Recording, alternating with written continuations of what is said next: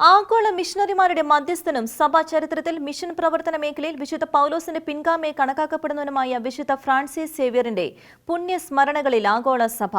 ഇന്ത്യയിൽ അദ്ദേഹം നടത്തിയ തീക്ഷ്ണ സുവിശേഷ പ്രഘോഷണ യജ്ഞങ്ങൾ മാനിച്ച് ഭാരതത്തിന്റെ രണ്ടാം അപ്പസ്തോലൻ എന്ന ബഹുമതി നൽകിയാണ് ഭാരതസഭ വിശുദ്ധ ഫ്രാൻസിസ് സേവ്യറിനെ വണങ്ങുന്നത്.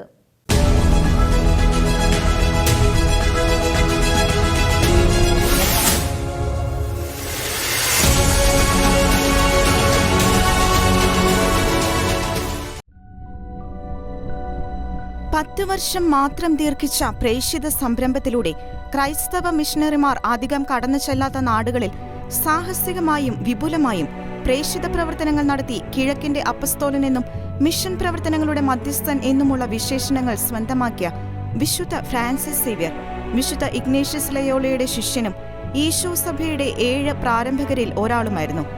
മനുഷ്യർ ക്രിസ്തുവിനെ അനുകരിക്കാത്തതിന്റെ ഏക കാരണം അവരോട് ക്രിസ്തുവിനെ പറ്റി പറയാൻ ആരുമില്ലാത്തതാണ് എന്ന തിരിച്ചറിവിൽ ജീവിതം മുഴുവൻ സുവിശേഷ വേലയ്ക്കായി അദ്ദേഹം സമർപ്പിക്കുകയായിരുന്നു. 13 മാസം ദീർഘിച്ച ദുരിതപൂർണമായ യാത്രയ്ക്കൊടുവിൽ 1542 മെയ് 6 ഗോവയിൽ കപ്പലിറങ്ങിയ വിശുദ്ധ ഫ്രാൻസിസ് സേവ്യർ വിശുദ്ധ ഗ്രന്ഥവും 10 കൽപ്പനകളും കർത്തൃപ്രാർത്ഥനയുമെല്ലാം വിവിധ സമുദായത്തിൽപ്പെട്ടവരെ പരിചയപ്പെടുത്തുകയും അനേകരെ ജ്ഞാനസ്നാനപ്പെടുത്തുകയും ചെയ്ത ശേഷം 1545 മലാക്കയിലും പിന്നീട് ഇന്തോനേഷ്യയിലും സുവിശേഷ സന്ദേശങ്ങൾ പ്രചരിപ്പിച്ചു. ഫിലിപ്പൈൻസിലെ ആദ്യ അപ്പസ്തോലൻ എന്നും അദ്ദേഹത്തെ വിശേഷിപ്പിക്കാറുണ്ട്. 1549 ജപ്പാനിലേക്ക് തിരിച്ച അദ്ദേഹം അവിടെയും ക്രൈസ്തവ വിശ്വാസത്തിന് ആദ്യ അടിത്തറ പാകി.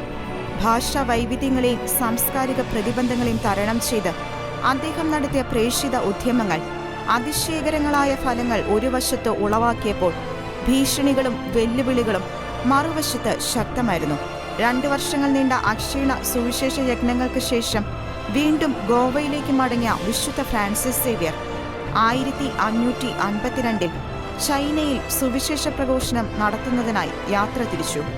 എന്നാൽ അവിടെ എത്തിച്ചേരുന്നതിന് മുൻപായി ഷാങ്ജുവാൻ എന്ന ദ്വീപിൽ വെച്ച് പനി പിടിപെട്ട് 46-ാം വയസ്സിൽ അദ്ദേഹം നിത്യവിശ്രമത്തിലേക്ക് പ്രവേശിച്ചു.